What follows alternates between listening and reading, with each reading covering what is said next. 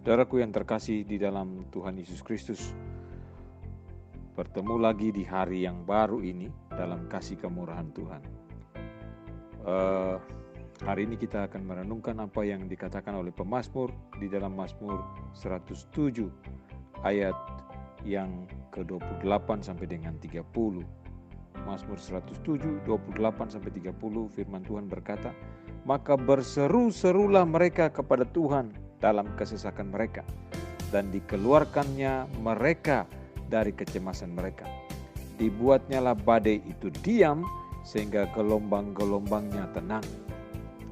Mereka bersukacita sebab semuanya reda, dan dituntunnya mereka ke pelabuhan kesukaan mereka."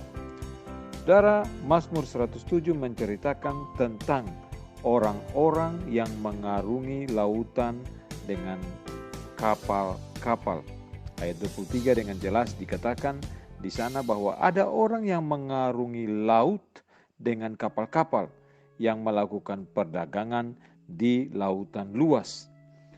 Sepanjang perjalanan mereka di laut, mereka melihat Allah sebagai pribadi yang berada di balik badai yang bergelora dan pribadi yang menenangkan badai tersebut. Saudaraku, di dalam dunia kelautan atau di dalam dunia pelayaran dikenal ada dua ketakutan besar, yaitu angin ribut yang menakutkan dan tidak ada angin sama sekali. Saudara perhatikan, di dunia pelayaran khususnya menggunakan kapal atau perahu layar atau kapal berlayar, ada sebuah istilah yang terkenal, ada dua ketakutan besar, yaitu angin ribut yang menakutkan dan tidak ada angin sama sekali. Saudara, di dalam sebuah puisi yang berjudul The Rime of the Ancient Mariner, seorang penyair Inggris yang lahir pada tahun 1772 sampai 1834 menggambarkan badai dan kesunyian di laut. Dua kalimat dari puisi tersebut telah sangat terkenal. Di sana dikatakan, Samuel Taylor Coleridge mengatakan, air di mana-mana. Dan kalimat berikutnya, dan tak setetes pun dapat menghapus dahaga. Saudaraku, pada posisi garis lintang tertentu, angin benar-benar bisa berhenti bertiup sehingga kapal layar tidak bergerak.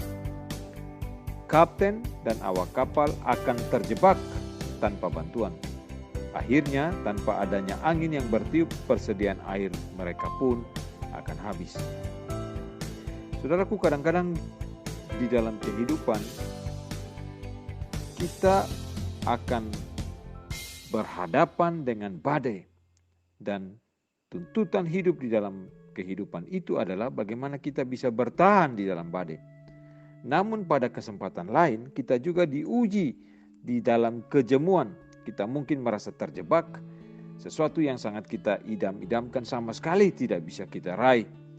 Akan tetapi, sekalipun kita berada dalam keadaan krisis atau berada dalam sebuah tempat di mana angin rohani telah diambil dari pelayaran kita, sangatlah penting bagi saudara dan saya untuk terus mempercayai tuntunan, pertolongan, kasih sayang, dan anugerah dari Allah, Tuhan yang bertakhta atas segala situasi yang terjadi di dalam kehidupan kita. Situasi boleh berubah, keadaan boleh berubah, tetapi tuntunan Tuhan, penyertaan Tuhan selalu ada bersama-sama dengan kita. Bahkan Tuhan akan memimpin dan menuntun kita menuju ke pelabuhan yang kita sukai atau pelabuhan kesukaan kita, seperti dikatakan dalam ayat 30 tadi, Mazmur 107 ayat 30. Mereka bersukacita sebab semuanya reda, dan dituntunnya mereka ke pelabuhan kesukaan mereka.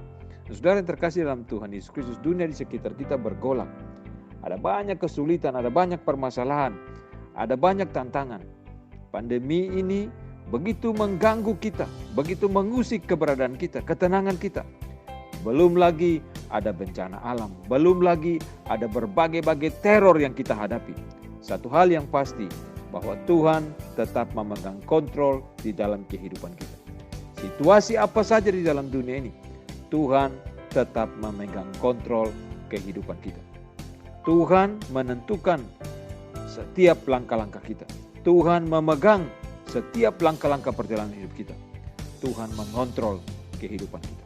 Saudara, mari kita belajar bersandar dan bergantung terus kepada Tuhan di tengah-tengah situasi yang tidak menentu. Ada banyak hal yang susah, tapi Tuhan yang kita percaya adalah Tuhan yang setia, yang tidak pernah meninggalkan kita. Terpujilah Tuhan dari kekal sampai kekal.